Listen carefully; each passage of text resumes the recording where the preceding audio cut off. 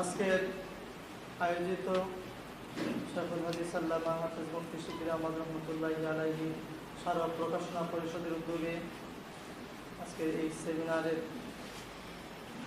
আয়োজিত এই উপলক্ষে আজকে আমরা অনেকে আসছি।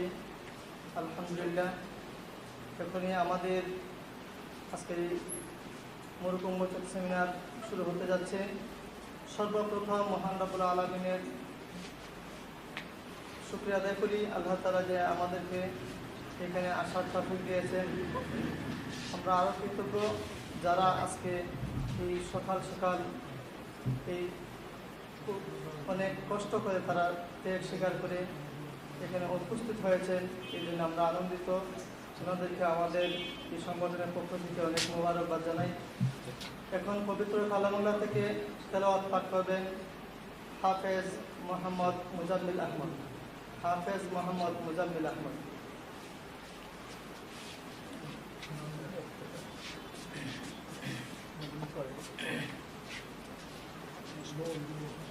السلام عليكم ورحمة الله وبركاته.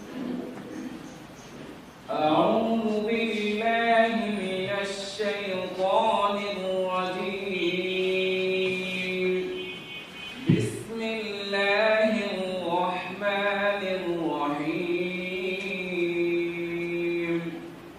تبارك الذي جعل في السماء بروجا وجعل فيها سراجا وقمرا منيرا وهو الذي جعل الليل والنهار خلفة لمن أراد أن يذكر أو أراد شكورا وعباد الرحمن الذين يمشون على الأرض هونا وإذا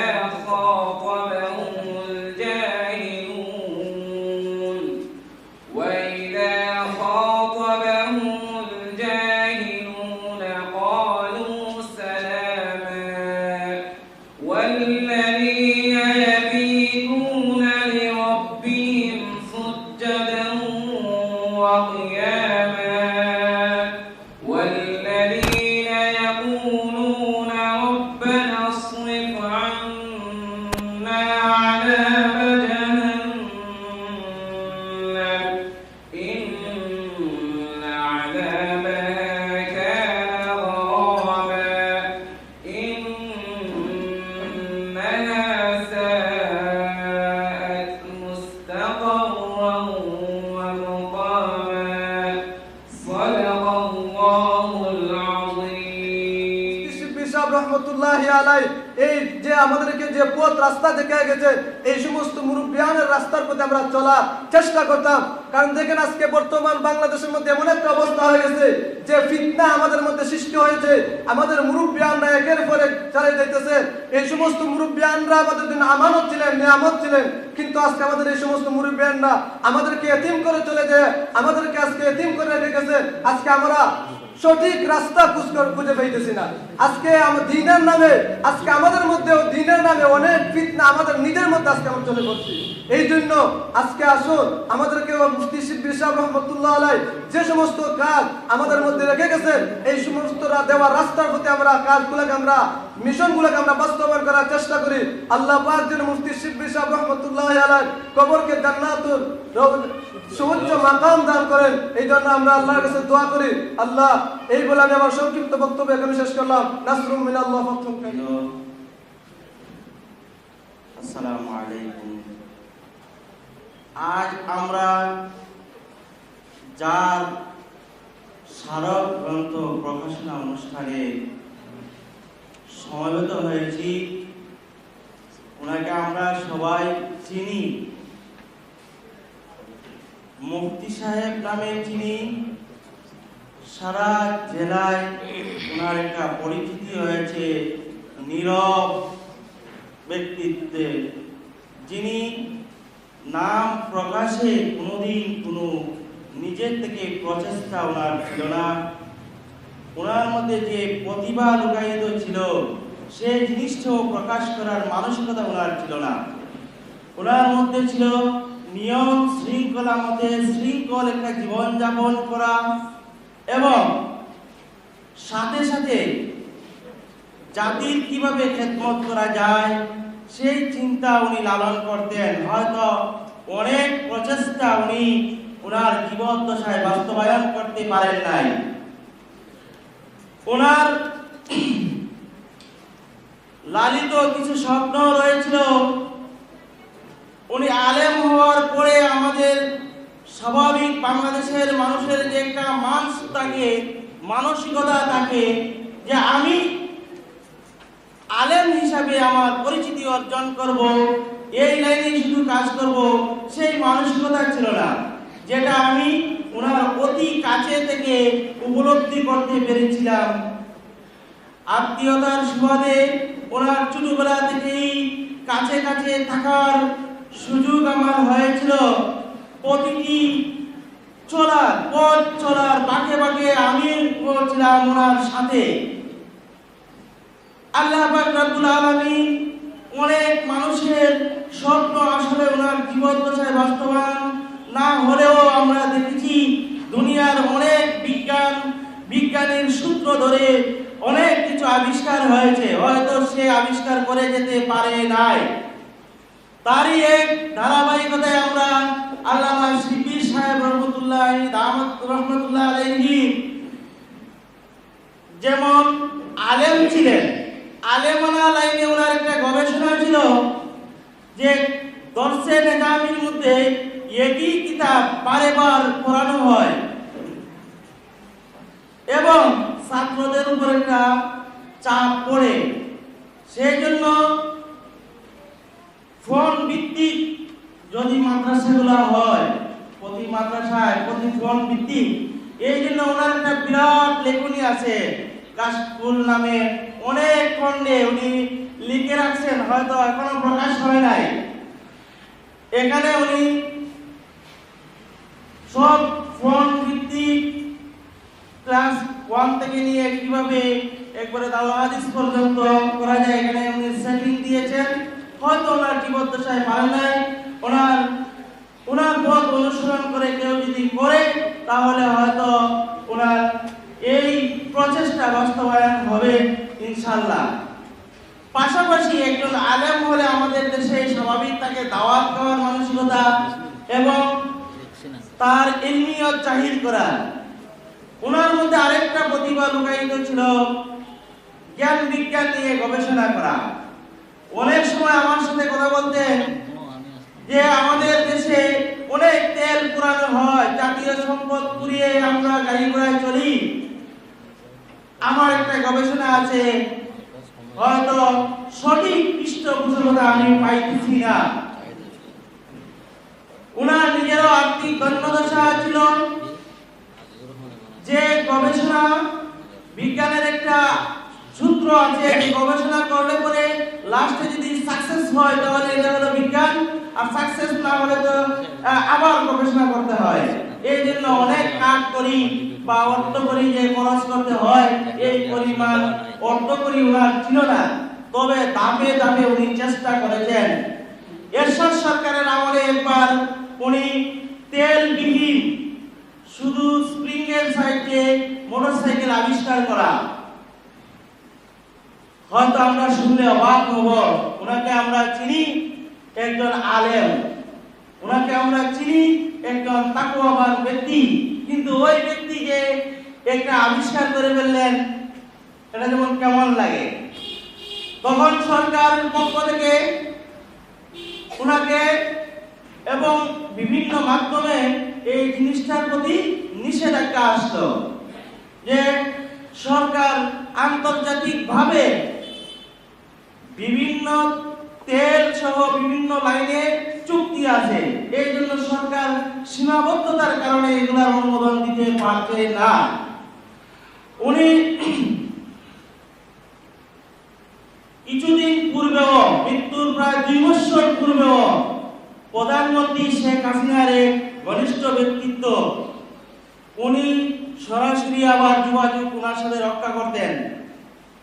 যে আবারও একটা সিস্টেম করিয়া এই ধরনের আবিষ্কার করা যায়, তাহলে আমরা দেখতে পাচ্ছি, আমি অনেক কাছে থেকে দেখতে পাচ্ছি যে উনি শুধু আলেম হিসাবে জাতির জন্য চিন্তা করেন নাই, জ্ঞান বিজ্ঞান গবেষণার লাইনে হর লাইনে উনি চেষ্টা করেছেন কিভাবে জাতির উপকার করা যায়। একজন নীরব মানুষ জাতির জন্য যে একটা নানান প্রচেষ্টা ওনার মানসিকতায় ছিল, হয়তো ওনার জীবদ্দশায় অনেক দিকে সীমাবদ্ধতার কারণে পারেন নাই। আর আমরা উনি অনেক সময় বলতেন যে বাংলাদেশের আলেম ওলামা অনেক কিছুই করতে পারে নাই। প্রায় 200 বছর ব্রিটিশের নির্যাতন নিষ্পেষণের শিকার হয়ে এই দেশে যে আলেম ওলামা তৈরি হয়েছে, মধ্যবিত্ত আর নিম্নবিত্ত পরিবারের সন্তানরাই বেশি এই আলেম ওলামা, যে কারণে তাদের এই নানান সামাজিক লাইনে ওনাদের গবেষণার লাইনে চেষ্টা করতে পারে না। উনি অনেক সময় বলতেন যে আগেকার আবিষ্কারগুলা আলেম ওলামাদের থেকেই হইতো। এই চিন্তাটা আমরা ভুলে গেছি এই 200 বছরের নির্যাতনের কারণে। 200 বছরের নির্যাতনের কারণে আমাদের মূল ধর্মীয় নীতিমালার ভিতরে টিকে থাকাটাই ছিল কষ্টকর। এই জন্য আমাদের এইগুলো আমরা ভুলে গেছি। উনি আবার কিন্তু জাতিকে কোনো সময় দোষারোপ করতেন না, কারণটা উল্লেখ করছেন যে 200 বছর আমাদেরকে মূল অস্তিত্বে টিকে থাকাটাই ছিল আমাদের চ্যালেঞ্জ। এই চ্যালেঞ্জ মোকাবেলা সেরে আমরা এখন হয়তো কিছুটা স্বাধীন হয়েছি। এখন আমাদের প্রয়োজন আমাদের গবেষণা লাইনেও যাওয়া। এই জন্য আমি বলি যে আল্লামা শিবলী সাহেব ছিলেন নীরব বিপ্লব মানসিকতা নিয়ে কাজ করতেন। তো আল্লাহ পাক রব্বুল আলামিন ওনাকে ওনার জীবদ্দশায় অনেক কার্যক্রম করার ওনার একটা পরিকল্পনা ছিল যে ফল ভিত্তিক একটা মাদ্রাসা করব, কিন্তু ওনার জীবদ্দশায় সম্ভব হয় নাই। আমার সাথে অনেক সময় আলাপ করতেন যে আমার এলাকায় আমি একটা ফল ভিত্তিক একটা মাদ্রাসা করে যেতে পারি কিনা। তা আল্লাহ পাক রব্বুল আলামিন সকলের আশা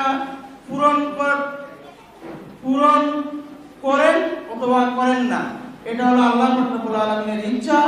আল্লাহ পাক রব্বুল আলামিন ওনার সূত্র ধরে ওনার যে চিন্তা চেতনা আছে, যে চিন্তা চেতনা কারে দিয়ে কাজ করাবেন আল্লাহ পাকই ভালো জানেন। তা আমি মনে করি আজকের এই সম্মেলন থেকে আমরা একটা ধারণা পাবো যে একজন আলেম নানা লাইনে প্রচেষ্টা করা অসম্ভব কিছু না। আমাদের মধ্যে যে সীমাবদ্ধ মানসিকতা রয়েছে, এই মানসিকতা পরিহার করে আমরা আমাদের ব্যাপক চিন্তা নিয়ে সামনে এগিয়ে যাওয়ার একটা সাহস আমাদেরকে অর্জন করতে হবে। এই বলে আমার সংক্ষিপ্ত বক্তব্য শেষ করলাম। আসলে প্রবাদ আছে, এমন জীবন তুমি করো হে গঠন, মরিলে হাসিবে তুমি কাঁদিবে। বাস্তবে তিনি এমনই ছিলেন। তিনি বুঝতেন তিনি সুন্নাতে নবী সাল্লাল্লাহু আলাইহি ওয়াসাল্লামের পরিপূর্ণ পাবন্দী ছিলেন। তার পরহেজগারি ছিল অতুলনীয়। শুধু তাই নয়, হযরতের আমল আকরার চালচলন গবেষণার প্রতিটি ক্ষেত্রে আমরা যা দেখতে পাই সবই ছিল ইসলামের জন্য বিসর্জিত। আমরা শুনেছি 1983 সনে হযরতের ঢাকায় আহমদাবাদ মাদ্রাসায় শিক্ষকতার সময় তেল, মোবিল, পেট্রোল ছাড়া চাবির মাধ্যমে একটি মোটরযান আবিষ্কার করেছিলেন। কিন্তু তখনকার সরকারি সহযোগিতা পাওয়ার বাধাপ্রাপ্ত হয়েছিলেন, যার ফলে আজ আমরা তার আধুনিক আবিষ্কার হতে বঞ্চিত। আসলে তিনি ছিলেন বড় উদাহরণের আলেম, ইসলামী চিন্তাবিদ, গবেষক ও জাতির কাঙ্গালী। আজ তিনি আমাদের মাঝে নেই, আছে তার জীবন উজ্জ্বলে কীর্তি। দোয়া করি আল্লাহ তাআলা যেন তাকে জান্নাতের উচ্চ মাকাম দান করেন, আমিন। কিছুদিন পূর্বে হযরতের পরিচয় জানতে পারলাম। আমাদের হবিগঞ্জে এরকম একজন মনীষী গত হয়ে গেছেন এবং আমাদের হবিগঞ্জের মধ্যে এরকম জাতীয় পর্যায়ের ব্যক্তিত্ব, যার কাছ থেকে আমাদের ইস্তেফাদা করার অনেক কিছু ছিল। দুর্ভাগ্যক্রমে আমি আমার কথাই বলতেছি যে হজরতের জিয়ারত আমার হয় নাই। হজরত দিনের অনেক খেদমত করে গেছেন। জাতীয় পর্যায়ে বেফাকুল মাদারিসুল আরবিয়ায় দীর্ঘদিন তিনি খেদমত করেছেন এবং হজরতের যেটা একটা বিশেষ বৈশিষ্ট্য ছিল এটা হলো যে বিজ্ঞান লাইনে উনি যথেষ্ট অগ্রগামী ছিলেন।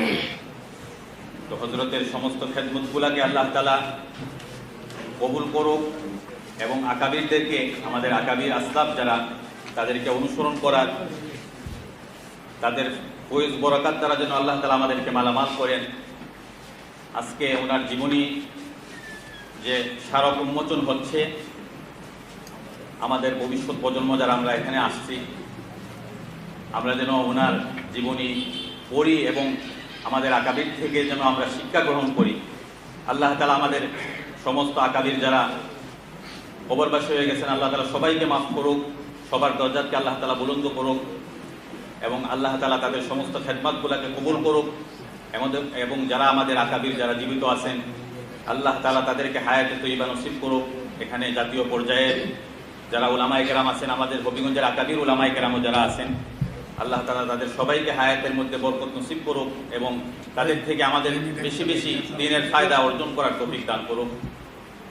আল্লাহ তাআলা আমাদের সমস্ত দ্বীনি খেদমতগুলোকে, বিশেষ করে এই হজরতের সমস্ত দ্বীনি খেদমতগুলোকে আল্লাহ তাআলা কবুল করুক।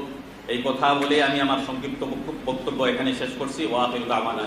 বড় মাপের একজন আলেম এবং মুহাদ্দিস ছিলেন এবং তিনি, আমি দেখেছি প্রায় 18টা গ্রন্থ তিনি রচনা করেছেন, অথচ এগুলো আজকে আমাদের সামনে উপস্থিত নয়।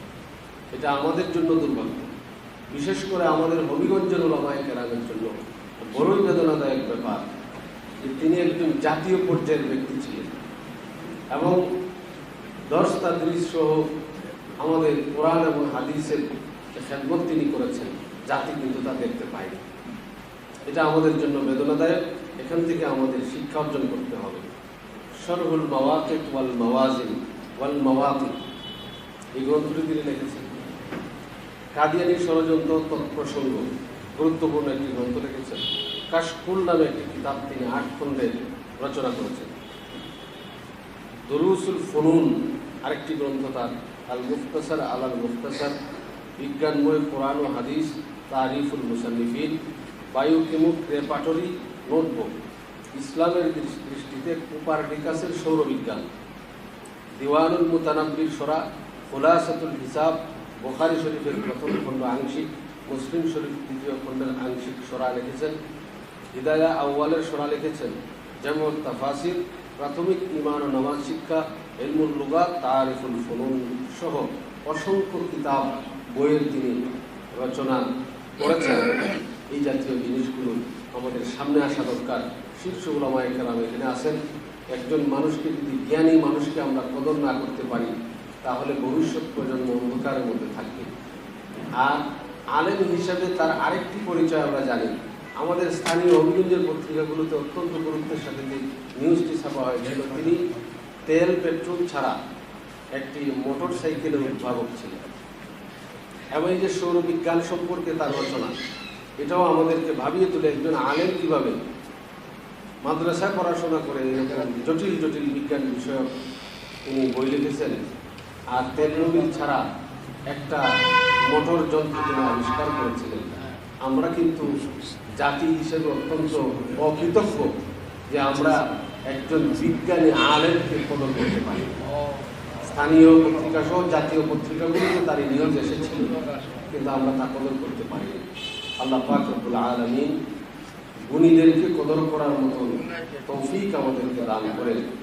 আর শিবির আহমদ বাবুর রহমতুল্লাহ আলাইহি যে রেখে যাওয়া অবদানগুলো, এগুলো যেন আমাদের এই প্রজন্মের হাতে হাতে পৌঁছে যায় এবং তার সেই ইলমি খেদমাত থেকে আমরা সবাই ইস্তেফাদা করতে পারি এবং আমাদের এই জ্ঞানকে আরো সমৃদ্ধ করতে পারি। এই তৌফিক আল্লাহ পাক আমাদেরকে দান করেন। আমিন। ওয়া আখিরু দাওয়ানা আলহামদুলিল্লাহি রাব্বিল আলামিন। আমার জন্মভূমি সুনামগঞ্জের বিরাই উপজেলার অধিবাসী। আমি 2006-এর মাঝামাঝি থেকে বেভাকুল মাজার ইসলাম আরাবিয়া বাংলাদেশের পরিদর্শক হিসাবে কাজে যোগদান করি। 2020 সালে আমি অবসর গ্রহণ করি। 14 সালে সম্ভবত 14 বা 15 সালে সম্ভবত এই দীর্ঘ সময়ের মধ্যে হুজুরের নির্দেশনায় আমরা বেভাকুল মাজার ইসলাম আরাবিয়া বাংলাদেশের সমস্ত শিক্ষা সংক্রান্ত কার্যক্রম পরিদর্শন ইত্যাদি এবং শিক্ষা কার্যক্রমের কাজগুলো আমরা আঞ্জাম দিতাম। আমরা ওই কাজের অভিজ্ঞতা যা দেখেছি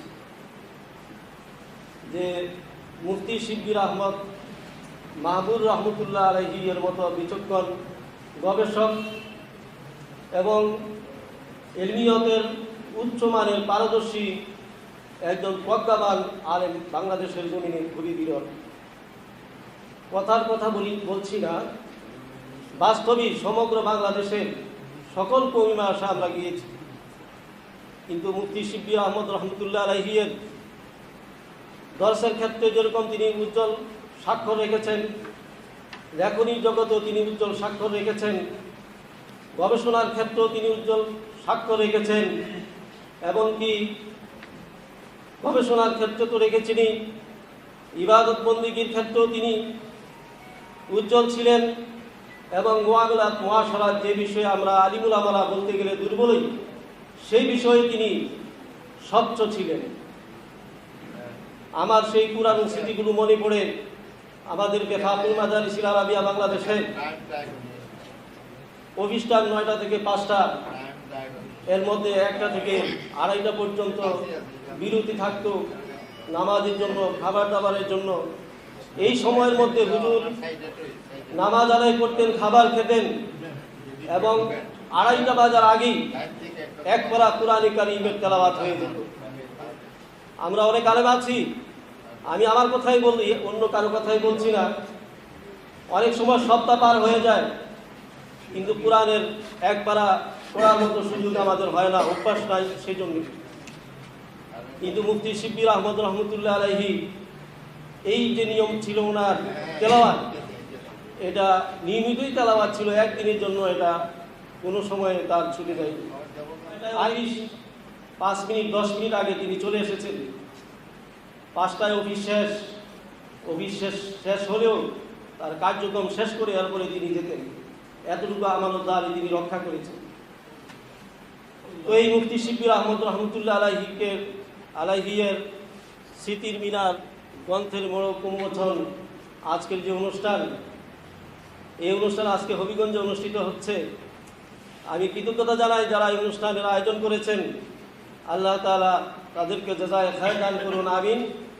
কিন্তু এই অনুষ্ঠান মুফতি শিববির আহমদ রহমতুল্লাহ আলাইহির একজন বড় ব্যক্তিত্বশীল মানুষ হিসাবে ওই সময়ে বিভাগের দায়িত্ব ছিল সেই রাজধানী ঢাকাতে মুফতি শিববির আহমদ রহমতুল্লাহ আলাইহির এই স্মৃতি বিষয়ে একটি আলোচনা সভার আয়োজন করা। আমাদের দুর্ভাগ্য যে আমরা আমাদের সমাজের, আমাদের দেশের এবং নেতৃত্ব স্থানীয় যারা, তাদের মূল্যায়ন আমরা করি না, যার কারণে আমাদের মধ্যে সঠিক নেতৃত্ব গড়ে ওঠে না। আমরা বলতে দ্বিধা নেই, আমরা বিভাগের স্টাফরা তৎসময়ে মুফতি শিববির আহমদ রহমতুল্লাহ আলাইহির জন্য কোনো অনুষ্ঠান নয়, অনানুষ্ঠানিক দোয়ার আয়োজন করতে চেয়েছিলাম, কিন্তু কোনো কর্তৃপক্ষের কারণে আমরা দোয়া পর্যন্ত করতে পারিনি। আজকে আমার খুব দুঃখ লাগছে। মুফতি শিববির আহমদ রহমতুল্লাহ আলাইহি যদিও ওনার যথাযথ সম্মান তিনি আমাদের কাছে পাননি, অবশ্যই মহান রব্বুল আলামিন তাকে পুরস্কৃত করবেন। আল্লাহ তাআলা ওনাকে জান্নাতের উচ্চ মাকাম দান করুন, সবাই মিলে আমিন। আমি আর একটি কথা বলবো। আজকে মুফতি শিববির আহমদ রহমতুল্লাহ আলাইহি চলে গেছেন। আমাদের স্মারক প্রকাশনা পরিষদের অন্যতম সদস্য হজরত মাওলানা আইয়ুব বিন সিদ্দিক সাহেব হজরতকে এখন বক্তব্য দেওয়ার জন্য অনুরোধ করছি।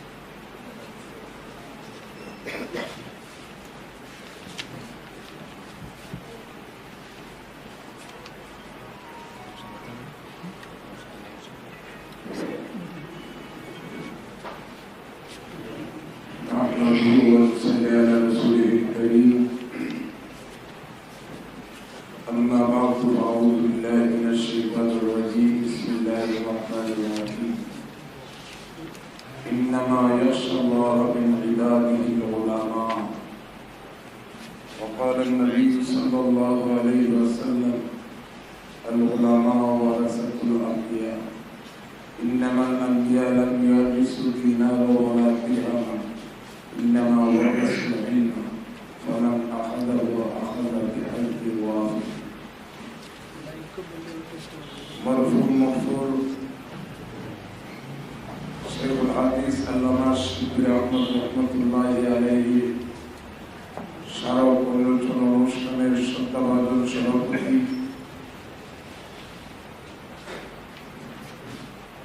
উপস্থিত হযরত উলামায়ে কেরাম, বিভিন্ন প্রতিষ্ঠান থেকে আগত আসাতিজায়ে কেরাম ও শিক্ষার্থী, আমি আমার আলোচনা দীর্ঘায়িত করব না। আমার দৃষ্টিতে মুফতি শিবলি আহমদ রহমতুল্লাহি আলাইহি একজন ওলি ইবনে ওলি ছিলেন। আমরা ওনার বাবার কাছে লেখাপড়া করেছি। তিনি অত্যন্ত সরল সহজ এবং এত দায়িত্বশীল ছিলেন, আমরা কোনোদিন দেখি নাই যে তিনি মাদ্রাসা ও কারণে বা ধরা দিয়েছেন। বহু মুফতি শিবলি আহমদ রহমতুল্লাহি আলাইহির কাছে এই গুণটা বিদ্যমান ছিল। আমি অনেক সময় জামিয়া ইসলামিয়া দারুল কোরআন থাকতে অফিসিয়াল কাজে অনেক সময় আমি ঢাকা বেফাকি দিয়েছি। সব সময় দেখতাম প্রতিটা সেকেন্ড, প্রতিটা মিনিট, প্রতিটা ঘন্টা রুটিন করা। তার জীবনটা ছিল একটা নেজামি জীবন এবং অত্যন্ত উচ্চ মাপের একজন আলিম ছিলেন, গবেষক ছিলেন, ভদ্র ছিলেন, নম্র ছিলেন এবং অত্যন্ত ইবাদত গুজার ছিলেন। আমি একদিন জীবনে ওনার পাশনে তারাবির নামাজ পড়েছিলাম।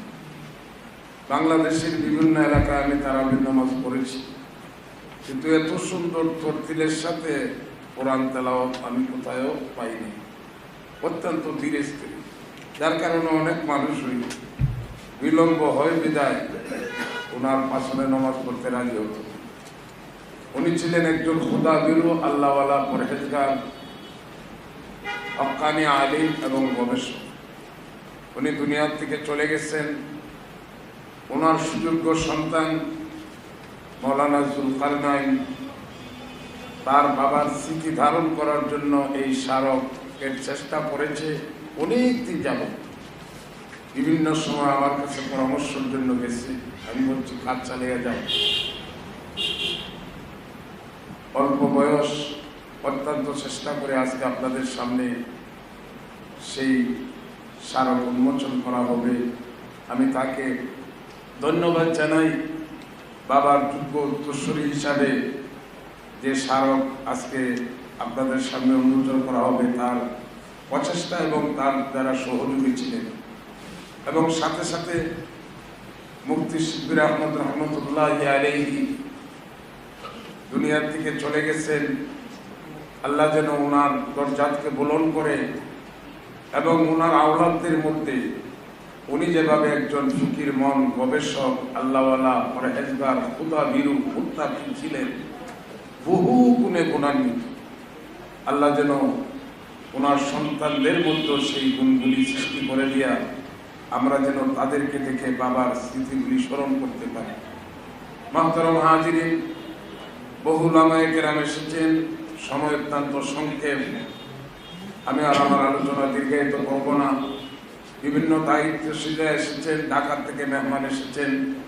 বিশেষ করে আমাদের মৌলভীবাজারের কৃতি সন্তান শেখুল হাদিস, গবেষক, লিখক, আলিমুল আমার নয়নমণি আল্লামা জুবাইর আহমদ চৌধুরী সাহেব, উনি অসুস্থ মানুষের পরেও মুফতি শিবির আহমদ সাহেব রহমতুল্লাহ আলাইহি ভালোবাসা দেখানোর জন্য আজকের সেই মরুক উন্মোচন অনুষ্ঠানে এসেছেন। তাকে আজকের এই অনুষ্ঠানের পক্ষ থেকে অসংখ্য মোবারকবাদ জানাই। আল্লাহ রাব্বুল আলামিন দুনিয়ায় চলা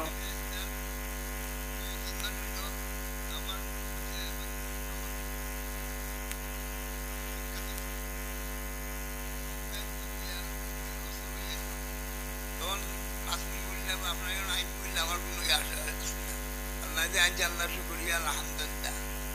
আর আমার দামন মিয়া শিবির আহমদ রহমতুল্লাহ আলাইহি আইনের আমল সম্বন্ধে আমি তখন যাচ্ছি আমার দ্বারা রয়েছে মন্দির তাজুদ নামাজ 2টার সময় 3টার সময় আমার আমল ছিল। দ্বিতীয়ত কথাবার্তা কোনো দিই না, কথা না, আলাপ বেশি আলাপ করতা না, সব সময় নীরবে থাকতাম আর চিন্তা থাকতাম কাম হলে ভালো এইটা থাকতাম। এজন্য আমি সুবিধা করে আল্লাহ বেস্টে নজর করো, আল্লাহ বলন্দ করো। আর আমি আপনার সামনে তো কথা হইতে কোনো কথা কোথায় আছে, এজন্য আপনাকে তো আসাই আল্লাহ আমার এতে তবিক দিয়ে আপনার তা করবেন।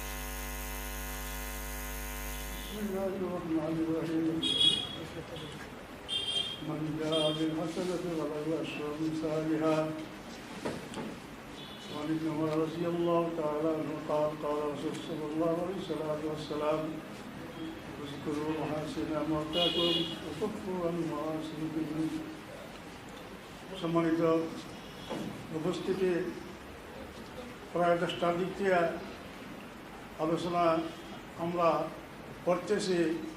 অনেকে অনেক আলোচনা আমরা করেছি, যার জন্য এই মাহফিল করা হয়েছে, দোয়ার অনুষ্ঠান করা হয়েছে, অনেক কিছু বলা হয়েছে। তবে আমরা জানি দুনিয়াতে কেউ যদি কেউ একটা জিনিস হাদিয়া দেয় সে অনেক খুশি হয়, কিন্তু আমরা মৃত ব্যক্তিদেরকে আমরা কি হাদিয়া দিব? নবী আলাইহিস সালাতু ওয়াস সালাম ইরশাদ করেন, ওয়া ইন্নাল্লাহা ইউদখিলু আলা আহলিল কুবুর মিন দুআই আহলিল আরদ আমসালাল জিবাল ওয়া ইন্না হাদিয়াতাল আহইয়াই ইলাল আমওয়াত আল ইস্তিগফার লাহুম। নবীজি বলেন, দুনিয়ার বাসী যখন কবরবাসীর জন্য যখন দোয়া করে, তাদের মাগফিরাত যখন আল্লাহর দরবারে কামনা করে, পাহাড় পরিমাণ সওয়াব আল্লাহ রাব্বুল আলামিন মৃত ব্যক্তিকে দান করে। আর জীবিতদের পক্ষ হইতে মৃত ব্যক্তি যে জন্য হাদিয়া হইল তাদের জন্য ইস্তিগফার করা, ক্ষমা প্রার্থনা করা। আমরা যে হাসকির ব্যাপারে আজকে আমরা এই সমস্ত ওনার সুনাম আমরা আলোচনা করলাম, অবশ্যই উনি ওই সমস্ত সুনামের অধিকারী তিনি ছিলেন, কিন্তু দুনিয়াতে থাকা অবস্থায় ওনাকে কেউ চিনে নাই। কিন্তু আমি ওনার সাথে পড়ছিও, পড়াইছিও। ওনার আদর্শ, ওনার ব্যক্তিত্ব কি পর্যায়ের যে ছিল, কোন পর্যায়ের ছিল, আমিও খুবই ভালো আমি জানি। ওনার সাথে আমি ইমামবাড়ি মাদ্রাসায় পড়ছি, ওনার সাথে আমি শাহবাগ প্রাথমিক জীবনে আমি পড়াইছি, সোনারগা শাহবাগ মাদ্রাসায় উনিও পড়াইছেন, আমিও পড়াইছি। তবে কথা হইল, আল্লাহ রাসূল বলছেন মৃত ব্যক্তিদের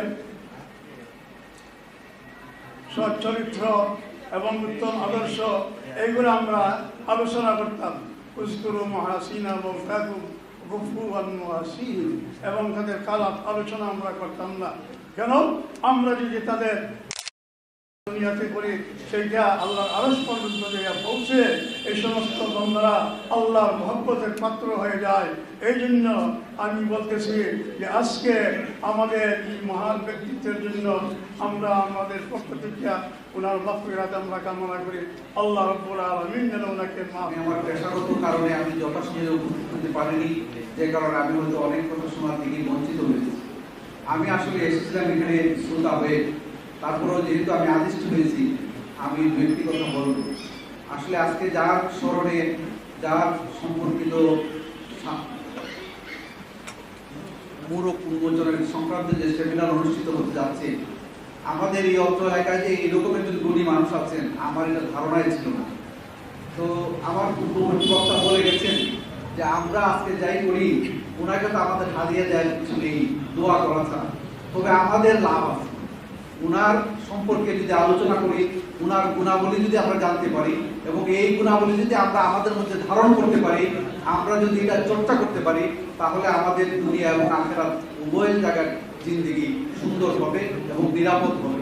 আল্লাহ যেন আমাদের সবাইকে তৌফিক দান করেন, এই আশাবাদ ব্যক্ত করে আমি আমার সংক্ষিপ্ত কথা এখানে শেষ করছি। আসসালামু আলাইকুম ওয়া রাহমাতুল্লাহি। হাদিস আল্লামা হুসাইন আহমদ সাহেব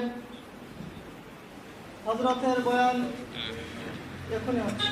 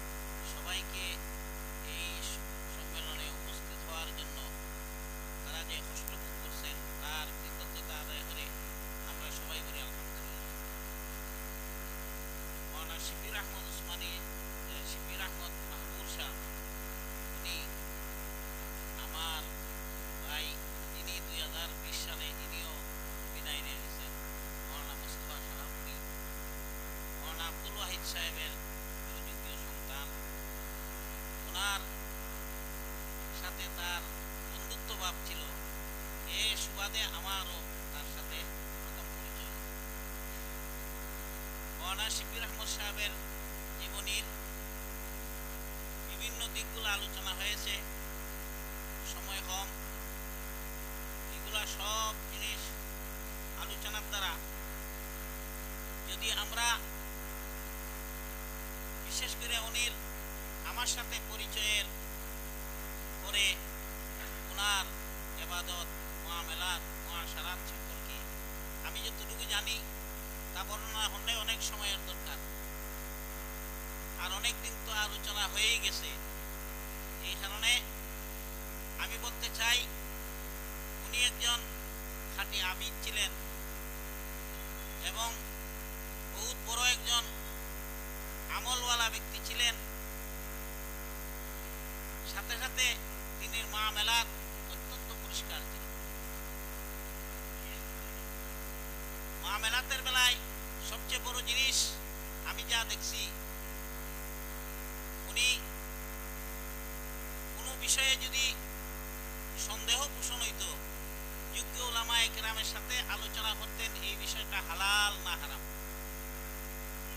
যতক্ষণ পর্যন্ত ওনার অন্তরে পরিপূর্ণ হালাল বললে তৃপ্তি না হইছে এই বিষয়ে তিনি আমল করতেন। এটা ওনার জীবনের একটা বড় বৈশিষ্ট্য।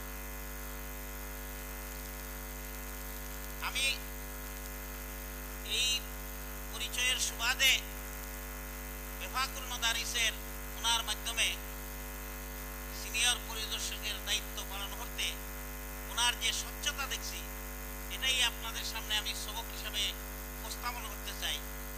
আমার হবিগঞ্জে দেখা হইল, দেখা হওয়ার পরে তিনি বললেন বেফাকের সিনিয়র পরিদর্শক 2000 সালে উনি তো হঠাৎ এক মাদ্রাসার শেখুল হাদিস হয়ে গেছেন, একজন সিনিয়র পরিদর্শক একজন দরকার বিভাগের, এই হিসাবে আপনি যদি সময় দিতে পারতেন তাহলে ভালোই। আমি কইলাম যে আমি তো বাহুবল মাদ্রাসার মুসলিম শরীফ সহকারে বিভিন্ন কিতাবের দায়িত্বে আছি, মিশকাত শরীফ সহকারে, আমার পক্ষে এই সময়টা দেওয়া মুশকিল হবে। তিনি বিভিন্ন দিক আলোচনা করিয়া যে এইভাবে যদি আপনি পরিদর্শনের কাজ করেন আমরা বিভাগ উপকৃত হয়ে গেল, আর আপনার মাদ্রাসার নেশাটাও শেষ করতে পারবেন। যে আপনি 15 দিন বিভাগের পরিদর্শনের কাজ করবেন, আর বাকি 15 দিন আপনি মাদ্রাসায় আইয়া রাত্রি দিনে ভরাইয়া আপনার কিতাবের যে অপূরণ দিকটা আছে এটা পূরণ করে নেবেন। দীর্ঘ আলোচনার পর উনি বললেন যে আমি তো আমার পক্ষ থেকে এই প্রস্তাবটা উপস্থাপন করছি, আমি ঢাকা যাইয়া মহাসচিব আব্দুল জব্বার সাহেবের সাথে এটা আলোচনা কইরা সব দিক ঠিকঠাক কইরা এরপরে আপনার কাছে চিঠি মাধ্যমে আমি যোগাযোগ করি, অথবা আমি নিজে আইসাই যোগাযোগ করি। পরবর্তীতে পরে আমি দেখলাম পত্রিকার মধ্যে আইছে, বিশেষ করে ইনকলাবে আইছে যে সিনিয়র পরিদর্শক বিভাগে নিয়োগ করা হবে। মনে মনে ভাবলাম এটা যখন ডেট হয়ে গেছে আমার পক্ষে তো আর এই জায়গা দিয়া পরীক্ষা দেওয়া সম্ভবপর হবে না, আর আমার এই পরিদর্শকের দায়িত্ব পালন করা আমার পক্ষে সম্ভব হবে না।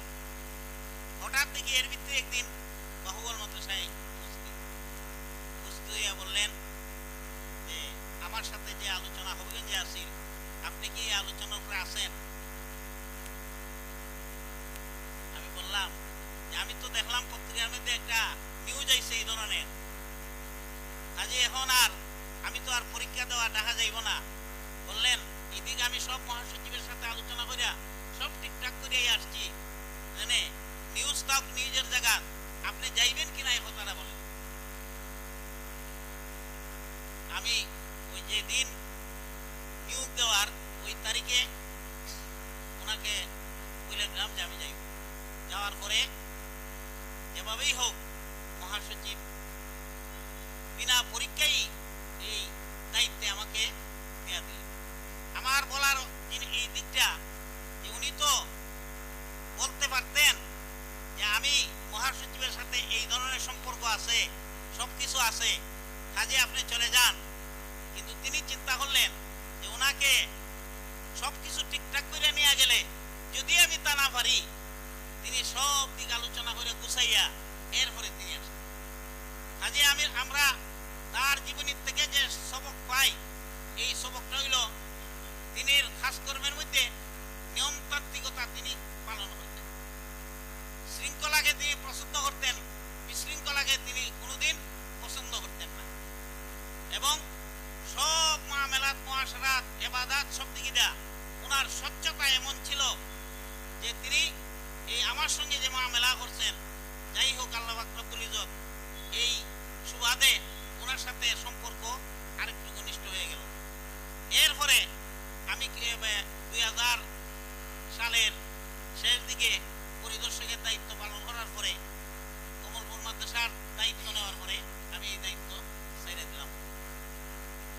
আমার দেখানোর জিনিস হইল এটা যে উনি এরপরে ওনার সাথে আমার বিভিন্ন মসলা মসাইল গবেষণা আলোচনা নিয়ে আলোচনা হইতো বিভাগের অফিসে পাইয়ে গেলে তিনি সর্বক্ষেত্রে আল হালাল উবাইনুল্লাহ হারাম উবাইনু বাইনাহুমা মুস্তাবিহাত বিস্তারিত হাদিস আছে, তিনি কোনো সময় এই মুস্তাবে জিনিসকে আমল করতেন না। উলামায়ে কেরামের সাথে আলোচনা করিয়া এই মুস্তাবে জিনিসটারে যতক্ষণ পর্যন্ত তিনি মুস্তাবের থেকে দূরে না নিছেন ততক্ষণ পর্যন্ত তিনি আলোচনা এরা আমল করতেন। আমাদের জন্য তার জীবনী থেকে ইবাদত এবং জিন্দেগির মামেলাত মুআশারাত সর্বক্ষেত্রে ওনার থেকে যে আমরা শৃঙ্খলার সবক পেয়েছি, এই সবককে যদি আমরা ধরে রাখি ইনশাআল্লাহ আমাদের কামিয়াবি। 2 নম্বর হতে হইল যে যুব ওলামায় পরিষদ গঠন করা হয়েছে, আমি জানি না, অত্যন্ত আমি প্রায়ই সুনামগঞ্জ, সিলেটে, মৌলভীবাজার বিভিন্ন জেলার মাদ্রাসার বুখারী শরীফের দায়িত্ব পালন করতেছি আপনাদের দোয়া, কিন্তু আমি এই হবিগঞ্জের সাথে তেমন সম্পৃক্ত না। যুবক উলামায়ে কেরাম পরিষদ যখন গঠন হয়ে গেছে, যে সমস্ত উলামায়ে কেরাম হবিগঞ্জের আগ থেকে দুলিয়ার সাহেব, ইমামবাড়ির সাহেব, শেখ হাটকালি সহকারে যে সমস্ত উলামায়ে কেরাম, আব্দুল হাই সাহেব আমার উস্তাদ, ইমদাদুল হক সাহেব আমার উস্তাদ, বিশেষ করে তফজ্জুল হক সাহেব হবিগঞ্জি, উনি আমার উস্তাদের উস্তাদ। এই সমস্ত উলামায়ে কেরামের স্মৃতি যাতে আমরা ধরে রাখতে পারি এবং তাদের সমস্ত উলামায়ে কেরামের স্মৃতির ব্যাপারে একটা বই লেখিয়া সমাজের সামনে যেন আমরা উপহার দিতে পারি, এই প্রস্তাব রেখেই আপনাদের থেকে আমি বিদায় গ্রহণ করলাম।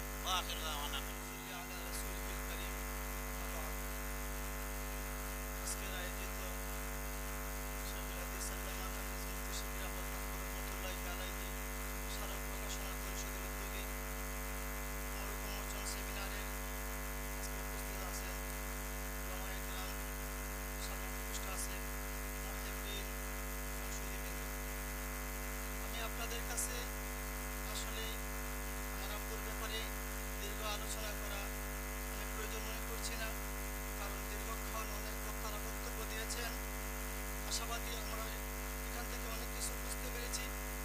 আমি যতটুকু অল্প সময়ে আমার আব্বুর সাথে যতটুকু সময় দিয়েছি, যতটুকু দেখেছি, আমি অল্প কিছু কিন্তু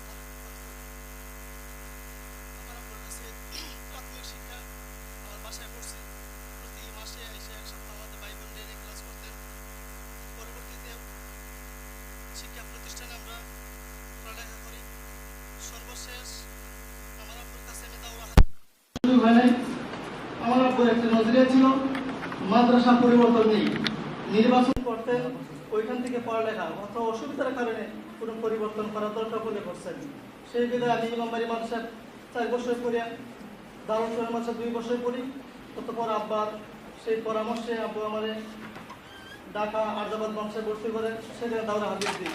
যেহেতু সময় আব্বার সেখানে শিক্ষকতার সময় ছিল না, সেই সুবাদে আমার আব্বার কাছ থেকে আমার ডিগ্রি লাভ করার জন্য আবার আর্যাবাদ ছেড়ে আমার শেষ ইচ্ছা পূরণের জন্য তাসাসসুল ফিকহ পড়ার জন্য আব্বুর কাছে চলে যাই।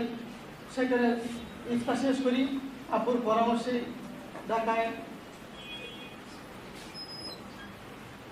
আমি নারায়ণগঞ্জে সেখানে 2 বছর শিক্ষকতা করি। আব্বুর পরামর্শে আবার হবিগঞ্জে চলে আসি। সেখানে আবার পাশাপাশি ডাক্তারি পেশায় নিয়োজিত, পাশাপাশি বাবার নির্দেশে সংক্ষিপ্ত আকারে যতটুকু সম্ভব হয় দিনের খেদমতের জন্য আমি 1 ঘন্টা সময় দিই। এই কাজে লিপ্ত আছি। যতটুকু আব্বুকে দেখেছি, ওনার আচার আচরণ, চালচলন সর্বদিক থেকে আমাদের সুন্নতে নববীর অনুসরণ ছিলেন।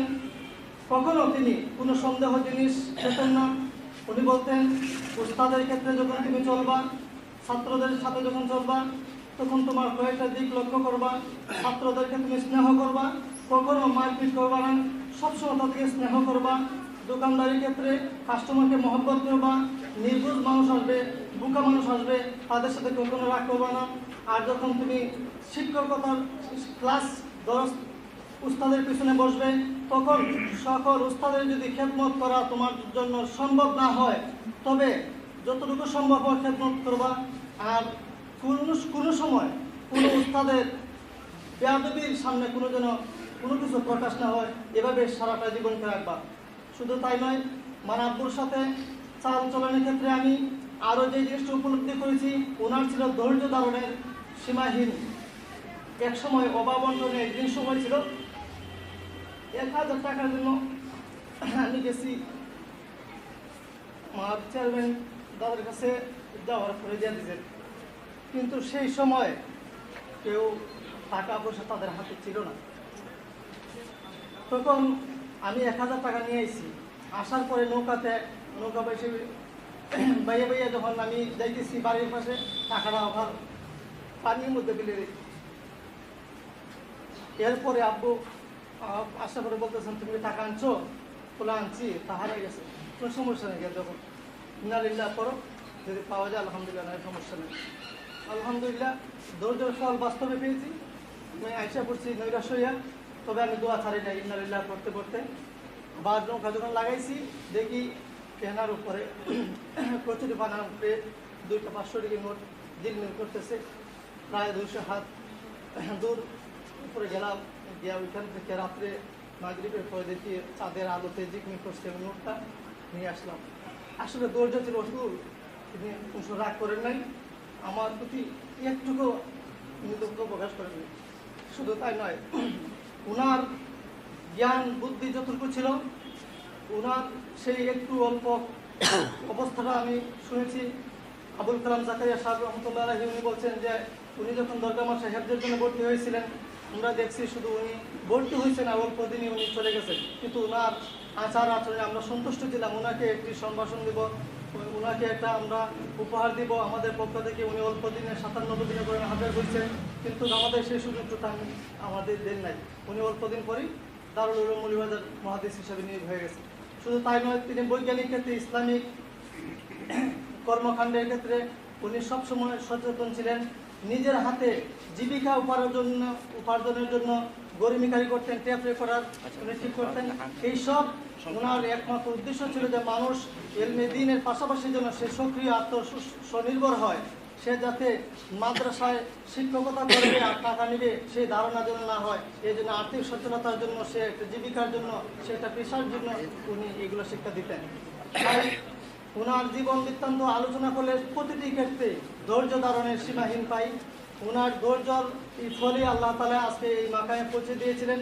উনি ছিলেন, আমরা আজকে ওনার যেই জীবন বৃত্তান্ত সারা দেশ থেকে সংগ্রহ করেছি, যে বইটি প্রকাশ হয়েছে, এটির মধ্যে আমাদের আকাবির আহমদ শফি সাহেব সহ, আমাদের উলামায়ে কেরাম মুহাদ্দিস সাহেব সহ, কুরাঙ্গার আব্দুল মুমিন সাহেব সহ আমাদের যত শীর্ষ মুরব্বিয়ান আছেন সবাই ওনার ব্যাপারে লেখা দিয়েছেন। এই গ্রন্থের মধ্যে সব কিছু স্থান পেয়েছে। এই বড়দের লেখাগুলি নিয়েই আমাদের এই বইয়ের স্মৃতির মিনার। আমরা সেই স্মৃতি মিনারটি পরেই বুঝতে পারবো উনি কেমন ছিলেন। আর যারা এসেছি আমরা দূর দূরান্ত থেকে, আমরা ধৈর্য ধরে বসবো। আপনাদের জন্য আমি কিছু হালকা নাস্তার ব্যবস্থা করেছি, আপনারা একটু সাদরে গ্রহণ করবেন। পাশাপাশি আমাদের মুরব্বিন, তাদেরকে আমি আমার বাসায় দাওয়াত দিয়েছি, সেগুলো ইনশাআল্লাহ তারাও কবুল করবেন। আর এখন আমাদের শেষ দিকেই এখন আমাদের সামনে বক্তব্য নিয়ে আসছেন হযরত মাওলানা আব্দুল বাসিত আজাদ। হযরতের কথা আমার আব্বুর মুখে শুনতাম। হযরতের মাধ্যমে আব্বু ব্যাপারটি অফিসে নিয়োগ হয়েছিলেন। হযরত আব্বুকে মহব্বত করতেন, উনি আমার সাথে শিক্ষকতা করছেন। হযরত এখন আপনাদের সামনে বক্তব্য দিবেন। আমরা অত্যন্ত গুরুত্বপূর্ণ বক্তব্য শুনলাম। এখানে আসলে মুফতি শিবির আহমদ মাহবুব রহমতুল্লাহ আলাইহি অনেক আত্মীয় স্বজন, আমরা চার জামাতা সহ সবাই উপস্থিত আছেন। আমরা আমাদের পক্ষ থেকে, পরিবারের পক্ষ থেকে আপনাদেরকে আন্তরিক অভিনন্দন জানাই। এরপর আলহামদুলিল্লাহ ওয়া সালামুন আলা ইবাদিল্লাযিনা ইসতাফা। আম্মা বা'দু ফাকাদ ক্বালা নবী সাল্লাল্লাহু আলাইহি ওয়াসাল্লাম আল উলামা ওয়ারাসাতুল আমবিয়া সাল্লাল্লাহু আলা সাইয়্যিদিনা ওয়া মাওলানা মুহাম্মদ ওয়া আলা আলিহি ওয়া আসহাবিহি ওয়া সাল্লাম। আজকে এই শারদ উন্মোচন উপলক্ষে আলোচনা সভা ও দোয়ার মাহফিলের সম্মানিত সভাপতি, উপস্থিত আছেন আমার মুরব্বী জনাব চৌধুরী সাহেব এবং আমার সহকর্মীবৃন্দ ও আমার যুবক উলামায়ে কেরাম। আমরা যার সম্বন্ধে আমরা এতক্ষণ আলোচনা শুনছি, উনি শিবির আহমদ, ওনার নাম শিবির আহমদ মাহবুব। উনি অনেকেই বলছেন শেখুল হাদিস, অনেকেই বলছি আমরা উনি হাফেজ, অনেকেই বলছি উনি মুফতি। আমি বলবো উনি একজন একটা প্রতিষ্ঠান।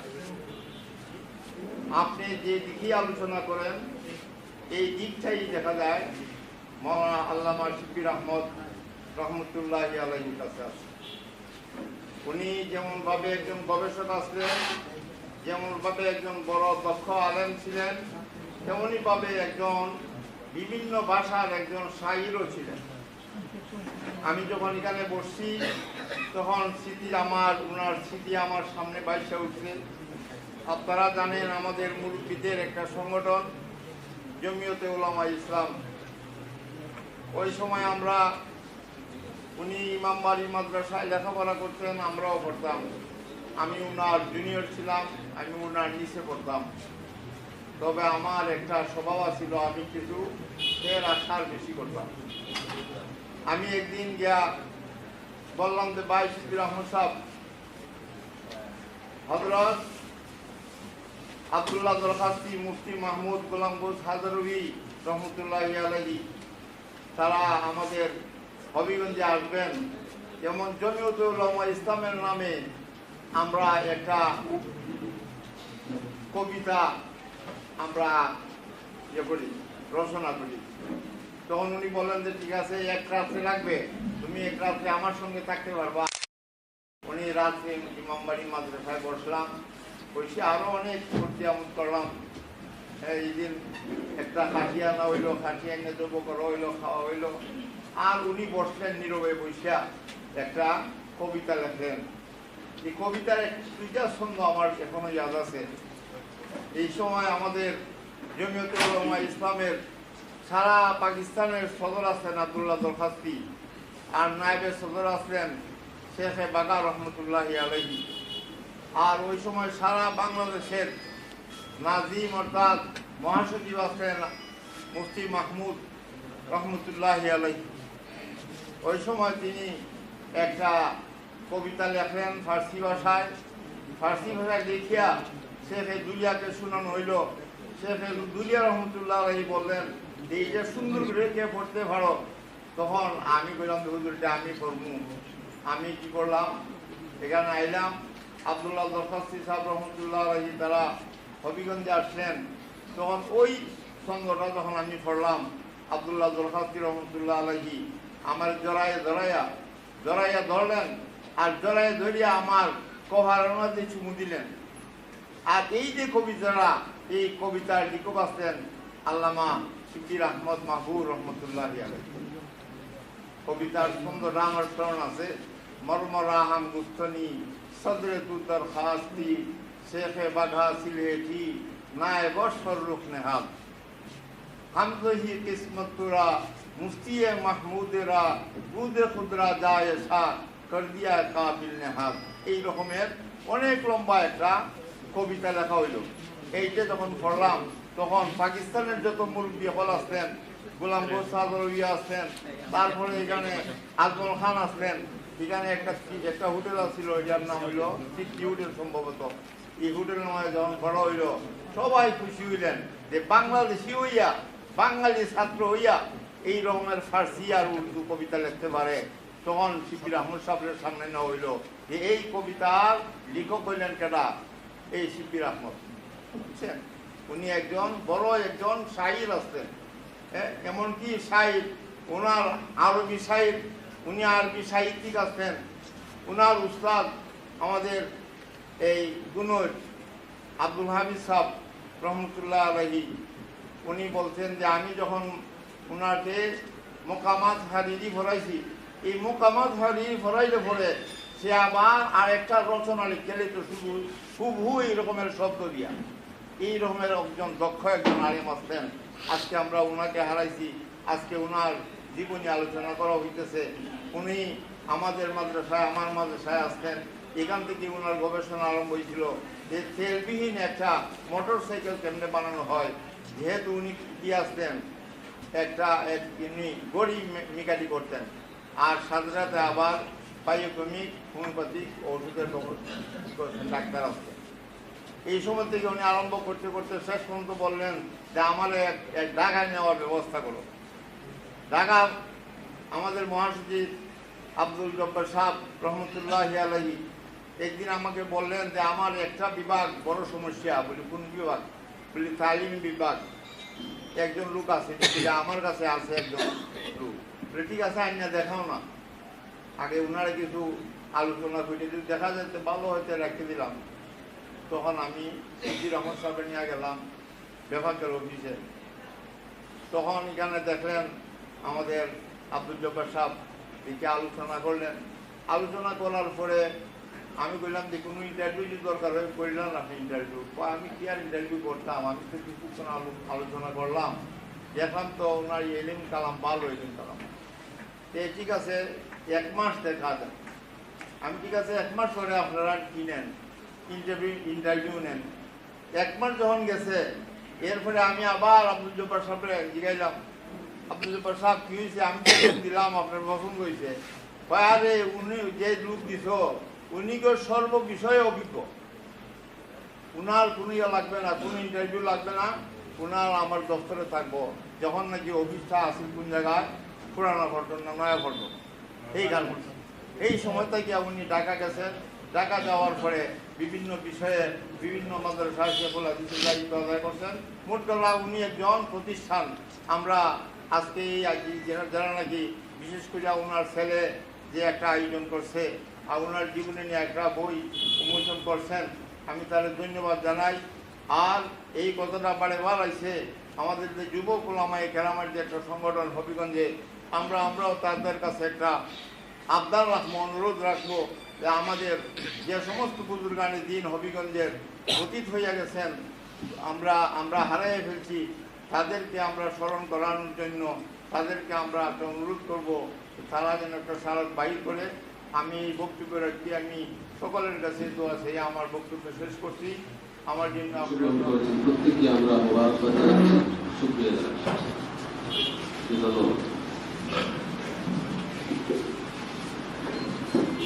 এই পর্যায়ে অত্যন্ত মূল্যবান বক্তব্য পেশ করবেন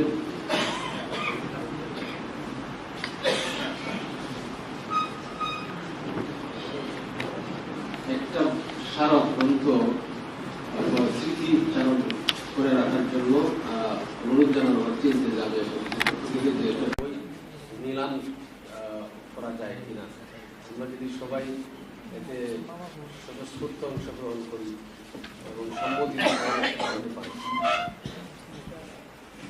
একটা বই, যদিও এটার কোনো মূল্য এখানে হয়তো লেখা নেই, কিন্তু আমরা চাই যে একজন গুণীজনের স্মৃতিমূলক লেখা এই বইটি একটা সর্বোচ্চ মূল্য দিয়ে, যদি কেউ শুভেচ্ছা মূল্য দিয়ে গ্রহণ করে, তাহলে মরহুমের প্রতি আমাদের একটা শ্রদ্ধা বৃদ্ধি পাবে এবং এটা স্মৃতি হয়ে থাকবে। আমরা যদি এটার একটা মূল্য বড়দের কাছ থেকে নির্ধারিত হয়ে যায়, এখানে তারা যদি একটা ঘোষণা দেন, তাহলে এটার উপরেই যে যত বেশি দিয়ে নিতে পারবেন আমরা এই সংক্ষিপ্তভাবে সেটা করতে পারি। প্রধান অতিথি মহোদয় যদি একটা শুভেচ্ছা মূল্য নির্ধারণ করে দেন, তাহলে আমার মনে হয় জিনিসটা সহজ হয়ে যায়। 500 টাকা। 500 টাকা কোনো ভাই আছে? আর কেউ আছে 500 বেশি দিয়ে নেবেন? 1000 টাকা। 2000। জনাব মৌলানা আজিজুল হক সাহেব 2000। আর কেউ আছেন? 5000 কে? আজিজুর রহমান সাহেব 5000। বেফাকের পক্ষ থেকে 7000। 7000। 7001। 7001। 3000 দিয়ে একজন একটা ভাইয়ের নাম কি? মৌলানা জাহানুদ্দিন। 3000 টাকা দিয়ে একটি গ্রন্থ কিনেছেন। বেফাকের পক্ষ থেকে 7000 টাকা দিয়ে স্মৃতির মিনারে বইটি কেনা হয়েছে। আলহামদুলিল্লাহ। 7000-এর উপরে কেউ থাকলে বলতে পারে? 7000। আমার মনে হয় আমাদের সীমা অতিক্রম হয়ে গেছে। 7000 টাকা দিয়ে মুফতি শিবির আহমদ মাহবুব রহমতুল্লাহ আলাইহির স্মৃতিচারণমূলক লেখা স্মৃতির মিনারে গ্রন্থটি বেফাকুল মাদারিসিল আরাবিয়া বাংলাদেশের পক্ষ থেকে ক্রয় করা হয়েছে। আল্লাহ পাক তাদেরকে কবুল করেন। এ পর্যায়ে বেফাকুল মাদারিসিল আরাবিয়ার পক্ষ থেকে 7000 টাকা দিয়ে স্মৃতির মিনারে বইটি 7000 টাকা দিয়ে গ্রহণ করবেন বেফাকের প্রতিনিধি জনাব মৌলানা আজিজুর রহমান সাহেব। অর্পণ করবেন আমাদের আজকের অনুষ্ঠানের সম্মানিত প্রধান অতিথি। প্রধান অতিথির কাছ থেকে 7000 টাকা মূল্য দিয়ে বইটি গ্রহণ করার জন্য বেফাকুল মাদারিস আল আরাবিয়া বাংলাদেশের পক্ষ থেকে প্রতিনিধি জনাব মাওলানা আজিজুর রহমান সাহেবকে অনুরোধ জানানো হচ্ছে।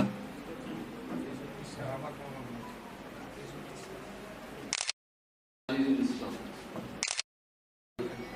বানিয়াচুংয়ের অন্যতম আলেম জনাব মাওলানা আব্দুল মতিন সাহেব 2000 টাকা দিয়ে একটি বই কিনেছেন।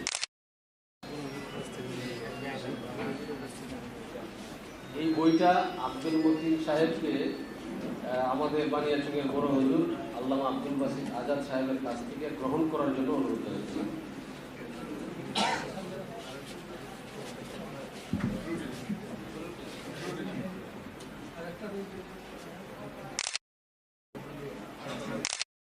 সম্মানিত সুধী মণ্ডলী,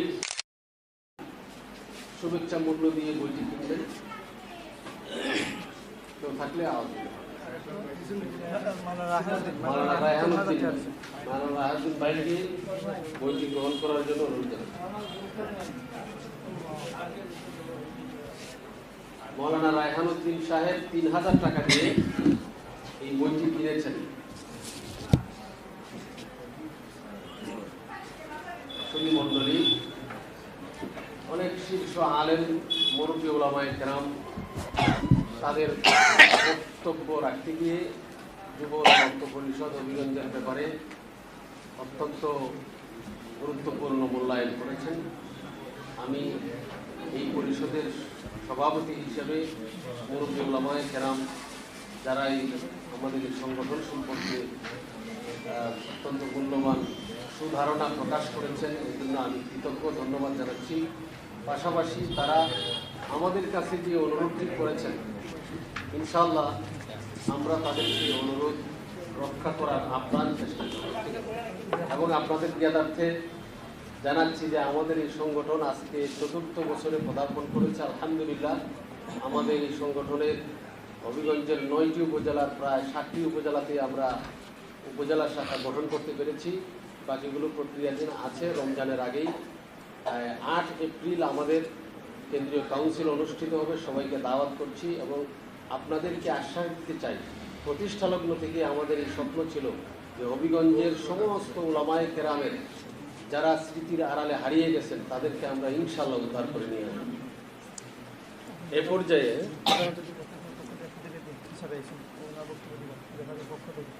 পর্যায়ে আসলে অনেক দীর্ঘ সময় অতিবাহিত হয়ে গেছে, আপনারা দীর্ঘ সময় অনেক কষ্ট করে বসে আছেন। আরেকটু সময় যদি আপনাদের কাছ থেকে আমরা পাই তাহলে অনুষ্ঠানটা অত্যন্ত সৌন্দর্যমণ্ডিত হয়ে যায়। যেহেতু মুফতি শিবির আহমদ রহমতুল্লাহ আলাইহি বেফাকের তালিম তারবিয়াত বিভাগের দীর্ঘদিনের প্রধানের দায়িত্ব পালন করেছেন, এই কারণে বেফাকুল মাদারিস আল আরাবিয়া বাংলাদেশের পক্ষ থেকে প্রতিনিধি প্রেরণ করা হয়েছে। তিনি এখন আপনাদের সামনে বক্তব্য রাখবেন। বেফাকের পক্ষ থেকে প্রতিনিধি হিসাবে বক্তব্য রাখার জন্য অনুরোধ করছি বেফাকের অন্যতম কর্মকর্তা হযরত মাওলানা আজিজুল ইসলাম সাহেব। আসসালামু আলাইকুম ওয়া রাহমাতুল্লাহি ওয়া বারাকাতুহু। হযরত মুফতি শিবির আহমদ রহমতুল্লাহি আলাইহি যেহেতু জীবনের সর্বশেষ 16 বছর বেফাকুল মাদারিস আল আরাবিয়া বাংলাদেশে কর্মরত ছিলেন, এই জন্য বাস্তবে মুফতি শিবির সাহেবের বিভিন্ন কর্মকাণ্ডে বেফাকের লোকজন জড়িত থাকাটা স্বাভাবিক নৈতিক দায়িত্ব। কিন্তু বর্তমানে আমাদের পরীক্ষার প্রস্তুতির কারণে বর্তমান ভারপ্রাপ্ত পরিচালক মাওলানা মোহাম্মদ জুবায়ের সাহেব নিজে আসতে পারেন নাই। এমনকি আমার তালিম বিভাগের অন্যান্য পরিদর্শকবৃন্দ বিভিন্ন কাজে ব্যস্ত থাকার কারণে তালিম বিভাগের পক্ষ থেকে আমাকে পাঠানো হয়েছে। আমাদের স্মারক প্রকাশনা পরিষদের সাধারণ সম্পাদক মুফতি আনামুল হক জালালাবাদী উনিও আসার কথা ছিল, কিন্তু বেফাকেরই একটা এমন প্রোগ্রাম যেটা ওনার মাদ্রাসায়, যারা কোনো উনিও আসতে পারেন নাই। জন্য যারা আসেন নাই তাদের পক্ষ থেকে, বিশেষ করে বেফাকের পক্ষ থেকে প্রতিনিধি হিসাবে আপনাদেরকে অভিনন্দন জানাই। বিশেষ করে এই স্মারকটা নিতে পারার কারণে আমি আনন্দ বোধ করতেছি। আর বেফাকের পক্ষ থেকে ইনশাআল্লাহ যে কোনো সময় আমাদের সাথে যোগাযোগ রাখলে ওনারা রাখেনও, আর রাখলে ইনশাআল্লাহ যে কোনো কাজে সহযোগিতার জন্য আমরা আশ্বাস দিই। আসসালামু আলাইকুম ওয়া রাহমাতুল্লাহি ওয়া বারাকাতুহু।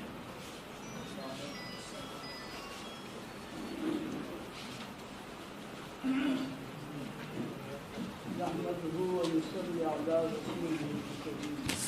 أما بعد. قال رسول الله صلى الله عليه وسلم: علماء أمتي كنجوم السماء. قال رسول الله صلى الله عليه وسلم: أصحابي كالنجوم بأيهم اهتديتم اهتديتم. شيخ الحديث علامة مفتي حافظ شبیر احمد محمود সাহেব রহমতুল্লাহ আলাইহি স্মৃতির মিনারে এই স্মারক গ্রন্থ উন্মোচনের অনুষ্ঠানের সম্মানিত সভাপতি উপস্থিত হবিগঞ্জ জেলার ইতিমান মুরব্বী ওলামায়ে কেরাম, নবীন ওলামায়ে কেরাম ও সুধীবৃন্দ, দীর্ঘ সময় এই অনুষ্ঠানে নবীন প্রবীণ ওলামায়ে কেরাম আল্লামা মুফতি সিদ্দিক রহমতুল্লাহ আলাইহির জীবন কর্ম নিয়ে কিছু আলোচনা রেখেছি। আমি প্রায় শুরু থেকেই শুনেছি আমাদের দেশে অনেক সময় আমাদের অনেক আকাবিরের কিছু আবেগিক কথা প্রশংসাও করা হয়। আল্লাহু আলম কতটুকু সত্য বা বাস্তব হয়, কিন্তু আমার জানা মতে মুফতি সিদ্দিক আহমদ সাহেব সম্পর্কে যারা এখানে যা বললেন 100% বাস্তব। উনি ফারিগ হওয়ার পরে মৌলভীবাজার দারুল উলুমে তিনি শিক্ষকতা করেন, আমি তখন নেত্রকোনায় শিক্ষকতা করি। ওনার আমার ফারাগতের সাল এক। আমি যখন 74 ইংরেজিতে মৌলভীবাজার নেত্রকোনা থেকে বিদায় নিয়ে চলে আসলাম, তখন দারুল উলুমে ওনার সাথে প্রথম সাক্ষাতে ওনার সাথে আলাপ আলোচনায় বুঝলাম যে একজন ইস্তেদাদ অভিজ্ঞ, অত্যন্ত নতুন। আমি শহরে থাকতাম, প্রতিদিন আসর পরে আসিয়া দুজনে মহিলা গপ্প করতাম। এরপরে তিনি চলে আসলেন দেশে হবিগঞ্জে, আমি চলে গেলাম ইংল্যান্ডে, ঢাকায় মালিবাগে পড়াইতে গেলাম। ওনার সাথে দীর্ঘদিন আমার আল্লাহ আর দেখা হয়নি। কোথায় আসেন তাও জানতাম না। 2014 সালে সম্ভবত যখন আমি বেফাকের দায়িত্বে প্রথমে সহকারী মহাপরিচালক হিসেবে দায়িত্ব পেলাম, তখন মহাপরিচালক ছিলেন মরহুম আল্লামা আব্দুল জব্বার জাহানাবাদী রহমতুল্লাহ আলাইহি, মহাসচিবও ছিলেন, মহাপরিচালক। 1.5 বছরের মাথায় উনি ইন্তেকাল করলেন, আমি ভারপ্রাপ্ত মহাপরিচালক হলাম। এরপরে মহাপরিচালক হইয়া গত 3 মাস আগে বেফাক থেকে দায়িত্ব ছেড়ে দিয়েছি। বেফাকে যখন আসলাম দায়িত্ব নিলাম, তো দায়িত্ব নেওয়ার পরে প্রত্যেকটি বিভাগ আমার পরিদর্শন করতে হয় দায়িত্বশীল হিসাবে। আব্দুল জব্বার সাহেব তখন প্রায় ওই তালিম চলছে, তখন টিনের বোর্ড ছিল। ওখানে ভিতরে ঢুকলাম, ঢুকে দেখলাম চেয়ারে একজন মানুষ বসে আছে। সামনে গেলাম, দেখে বললাম মহানা মাথা উঠেছি, আরে সে বিষয় দেখেন আপনি বিভাগের দায়িত্ব কবে আসেন? তো বললেন কিছু যেটা আমার মহানা আব্দুল বাসিত আজাদ সব বলেছে। যাই হোক, 6 বছর আমি বিভাগের দায়িত্ব দিচ্ছি। ওনার ওই দিন থেকে ওনার ইন্তেকাল পর্যন্ত আমি বিভাগে ওনাকে দেখেছি। যা আমার পূর্ববর্তী বক্তারা যা বলেছেন তা 100% বাস্তব। শুধু একটি কথা বাকি রয়েছে, আমার মনে হয় কেউ বলেননি। মৌলানা আজিজুল ইসলাম আমাদের বেফাকের সিনিয়র পরিদর্শক, বেফাকের প্রতিনিধি হিসেবে এখানে এসেছেন। উনি উনার হালাল হারাম বেছে খাওয়ার কথা উল্লেখ করেছেন, কিন্তু আমি উনাদের মাধ্যমেই শুনেছি যে উনি যখন ফারিগ হলেন এবং কিছু কিছু মাদ্রাসায় হোক আর বেফাকে হোক উনি ওয়াজিফা পাইতেন, তো উনি ছাত্র জমানায় হেফজে বা ছাত্র জমানায় পড়তে যাইয়া উস্তাদদের সাথে যত জায়গায় দাওয়াত খেয়েছেন, ওনার বেতন থেকে আয় থেকে যতটুকু ওনার স্মরণ ছিল যার যার বাড়িতে উনি দাওয়াত খেয়েছেন তার খাওয়ানোর মূল্য উনি ফেরত দিয়েছেন। শুনেছি এইটা যে উনি এগুলা মশকুক হতে পারে, এই জন্য হারাম থেকে বাঁচার জন্য, মশকুক থেকে বাঁচার জন্য উনি টাকা দিয়েছেন। এরকম আপনারা হবিগঞ্জের ওলামা যারা মুরব্বী বা মধ্যম মুরব্বী ওনাকে যেভাবে চিনেন, আমি ওনাকে ছোটো চিনি না। ওনার সম্বন্ধে বহু কিছু আজকে আমি জানতে পারলাম। আমার যতটুকু জানার, আমার অফিসিয়াল কর্মব্যস্ততায় ওনার সাথে সবসময় আমার দেখা সাক্ষাৎ হতো না। আমি আমার রুমে কাজ চালিয়ে যেতাম। কোনোদিন ফাঁক পাইলে, একটু সময় পাইলে আমার টেবিলে আস্তে আস্তে আসতে মা বলছিল একটু আপনার সাথে কিছু কথা ছিল। তো মনের অনেক আবেগ, অনেক কিছু কোনো মশালার ব্যাপারে আলোচনা করতেন, কিন্তু উনি যে এত বিস্তারিতভাবে এত বিরাট এক ব্যক্তিত্ব ছিলেন, আমার সেই সময় হয়নি ওনার থেকে জানার। আপনারা জানেন বলে আপনারা আজকে এখানে প্রকাশ করেছেন। আল্লাহ তাআলা ওনাকে জান্নাতুল ফেরদাউসে আলা মাকাম দান করুন। আমি ধন্যবাদ জানাই এই গুমনাম হাস্তি, উনি অত্যন্ত গুমনামিকে বর্ধিত করতেন। হাস্তি সিটির মিনারে এই করে জুলকারনাইন, মৌলানা রায়হান সহ আমাদের এইটার সম্পাদনাকারী সদস্য বিন্দু একটু মেহনত করে এরকম একটি পুস্তক যে লিখেছেন, আর তার উন্মোচনের জন্য হবিগঞ্জের মুরব্বী উলামায়ে কেরাম, নবীন কবির সবাইকে আজকে প্রেস ক্লাবের সেমিনারে আহ্বান করেছেন। আমি সবাইকে আন্তরিক মোবারকবাদ দিচ্ছি। স্মৃতির মিনারে এই স্মৃতি স্মারকটি মেহনত করে জোগাড় করা হয়েছে। এটা থেকে বহু কিছু আমাদের ভবিষ্যৎ জীবনের পরিকল্পনা, জীবন গড়ার অনেক উপাদান এই বইতে আছে। কিন্তু এটা যদি আমরা আমাদের চিরচারিত নিয়ম অনুযায়ী অবহেলার তালে চলি, এটার ছাপানোর, প্রকাশ করার সার্থকতা ব্যর্থতায় পরিণত হবে।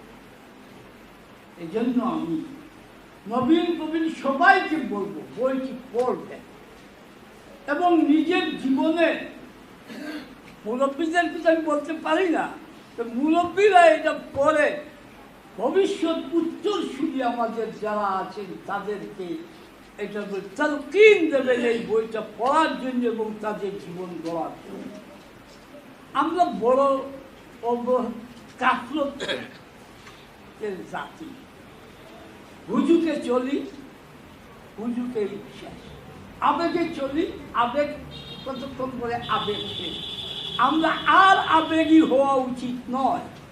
আমাদের এইসব আকাবিরকে অনুসরণ করে, তাদের পদাঙ্ক অনুসরণ করে আমরা যেন চলি।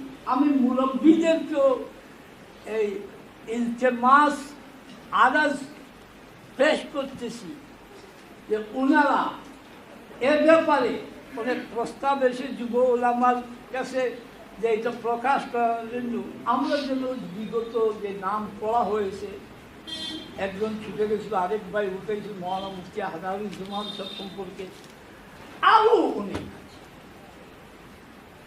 উমেদনগরের মোস্তামিম মিসবাহুর রহমান সাহেব, ওনারও বহুত বড় অবদান রয়েছে।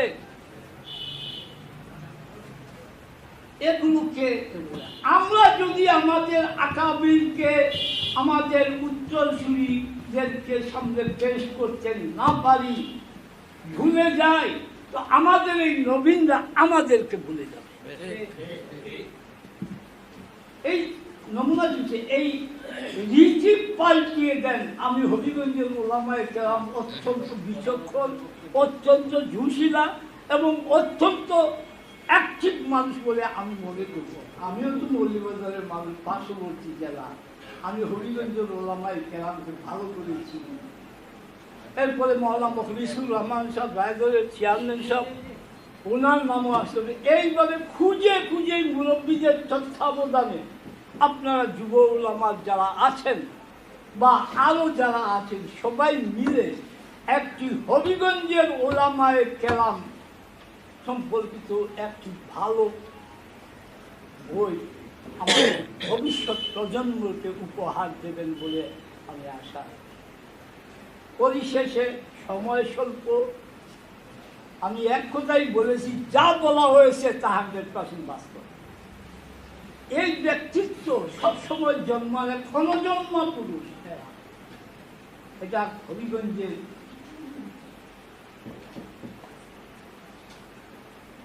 একটি বড় সৌভাগ্য। এরকম ব্যক্তিত্ব হবিগঞ্জের জন্ম দিয়েছে। হবিগঞ্জের ওলামায়ে কেরামের এরকম ব্যক্তিত্বের আবির্ভাব ঘটেছিল। স্কয়ার আলেম, আমরাও যেন আমাদের ভবিষ্যৎ পর্যন্ত এরকম স্কয়ার আলেম তৈরি করার প্রচেষ্টা করি। আল্লাহ তাআলা আজকের এই অনুষ্ঠানকে কবুল করুন এবং আমাদেরকে মুফতি শিবলী সাহেব রহমতুল্লাহ আলাইহি নামের শেষে মাহবুব, আমার জানা মতে এটা ওনার শায়রি নাম মাহবুব। যদিও আমার এক ভাই বলেছেন যে হিবুর থেকে আসছে, আসলে ঠিক আছে কথাটা, কিন্তু এই নামটা হলো ওনার শায়রি নাম। বহুত বড় শায়র ছিল। আল্লাহ পাক আমি আমার বেফাকের পিয়ন থেকে নিয়ে এককালে মহাপরিচালক পর্যন্ত সব উনার শূন্যতা, অনুপস্থিতি সবসময় অনুভব করে। বেফাকে এরকম দ্বিতীয় ব্যক্তি আর আসবে না। আদতুল্লাহ তো মনে হয় না, তো কুদরতুল্লাহ হইলে হইতে পারে, অসম্ভব না। আল্লাহ কাদিরে বললাম তার শূন্যতা এখনো।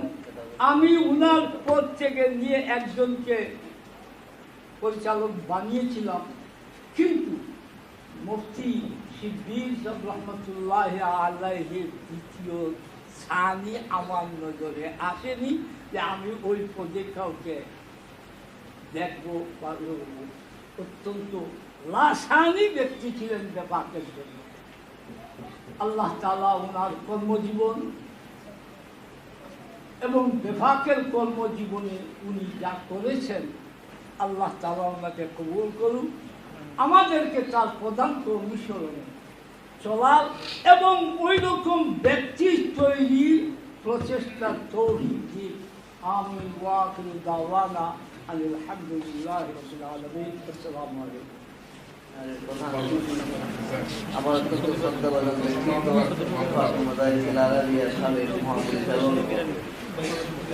উপস্থিত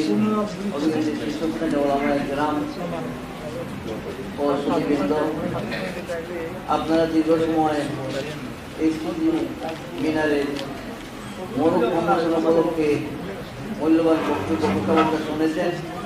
যে মনীষীর কথা আলোচনা হয়েছে, আমরা অবশ্যই ওনার সম্বন্ধে যা জানতে পেরেছি, ওনার সেই জীবনী থেকে আমাদের জীবনকে সামনে পরিচালনা করতে একটা মাইল ফলক হিসাবে কাজ করে। তাই ওনার জিন্দেগির সব দিক আমাদের বলা সম্ভব হয়নি, তারপর যতটুকু বলা হয়েছে এবং বইয়ের মধ্যে যেগুলো আমাদের সামনে আসবে ইনশাআল্লাহ আমরা পড়ব। এটা যেন আমাদের জন্য জীবনের মাইল ফলক। সম্মানিত উপস্থিতি, ওনার সম্বন্ধে আমারও দীর্ঘ পরিচিত ছিল। আমার সমসাময়িকী আমার একসাথে এই কর্মজীবনে এক মাদ্রাসার না থাকলেও বেফাকে উনি ছিলেন, আমিও বেফাকে।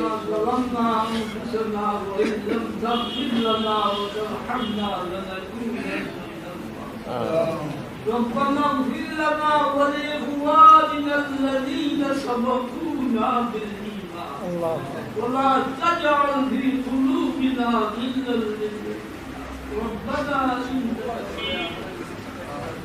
আয় আল্লাহ ইয়া রাহমান রাহিম, তোমার হাবিব বলেছেন মহাসিনা আল্লাহ, আমরা যুগে আরহামার রাহিম তাদের বাবার নকশে কদমে তার স্মৃতি হিসেবে গড়ে তোলার তৌফিক দাও।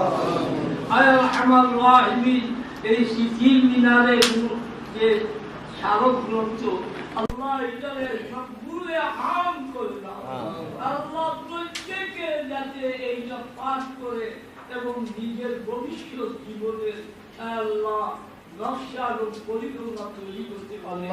আল্লাহ এটাকে একটা দৃষ্টান্ত হিসেবে আমাদের মধ্যে এগুলো হিসাবে আল্লাহ আমাদের এই হবিগঞ্জ, মৌলভীবাজার, সুনামগঞ্জ, সিলেটের, তাছাড়া সারা বাংলাদেশের যত আকাবিল মারা গেছেন সবাইকে আব্দুল জব্বার জাহানাবাদী সহ নতুন 20 সালের বহু নামায়ের সবাইকে তুমি জান্নাতের আলা মুকাম দাও। আল্লাহ তাদের দুআমি ও ইলমি ফুয়ুজাত দ্বারা আমাদেরকে ইজাব করো। আয়া আরহামার রাহিমিন, আয়া আকরামাল আকরামিন, আমরা তোমার হাবিবের দিন রেখে দেওয়া দিন কিতাব ও সুন্নাহ অনুযায়ী দিন পালন করার জন্য এই হবিগঞ্জের ওলামায়ে কেরামকে আল্লাহ তুমি কুওয়াত দাও, হৌসলা দাও। আল্লাহ আরহামার রাহিম, সবাইকে দ্বীনের খেদমত করে মানুষের হেদায়েত ও দাওয়াত দিতে দিতে যেন আমরা জীবনের শেষ নিঃশ্বাস ত্যাগ করতে পারি। আল্লাহ তুমি আমাদেরকে সাহায্য করো, নসরত করো, হবিগঞ্জের মাদ্রাসা কওমিয়াকে কবুল করো। আল্লাহ দিন তরক্কি এনায়েত করো। মুফতি শিবলি সাহেব রহমাতুল্লাহ আলাইহির মতো প্রতি মাদ্রাসা থেকে কিছু আলেম রিজাল তৈরি আল্লাহ তুমি আমাদেরকে সাহায্য করো। মুতাদিসিন মুতামিজ এখানে যারা এসেছেন আল্লাহ এই মুফতি শিবলি সাহেবের জীবন কর্ম মহব্বতে আল্লাহ তুমি সবাইকে কবুল করো। এই মজলিসের পক্ষ থেকে এই আয়োজকদের কে আল্লাহ তুমি নেক হায়াত দাও। আর এই উলামায়ে কেরাম হবিগঞ্জের আল্লাহ যে প্রস্তাব আমরা করেছি আল্লাহ এই জীবন গ্রন্থ এই উলামায়ে কেরামের প্রয়াত উলামায়ে কেরামের জীবনী লেখার জন্য তাদের তৌফিক আল্লাহ আমরার পক্ষ থেকে তোমার হাবিবের দরবারে লক্ষ কোটি দরুদ ও সালাম পৌঁছাইয়া দাও। আল্লাহ আমাদের সবাইকে মাফ করে দাও, বাকি জিন্দেগি তোমার খাঁটি গোলামি করার তৌফিক এনায়েত করো। আল্লাহ যেদিন মৃত্যু হবে, মৌতের ঘণ্টা বাজবে, মৃত্যুর খায়ের খাতিমা বিল খায়েরের সাথে আমাদের দুনিয়াতে ربنا تقبل منا انك انت السميع العليم وتب علينا يا مولانا انك انت التواب الرحيم بحرمة نبيك وحبيبك صلى الله عليه وسلم آمين برحمتك يا أرحم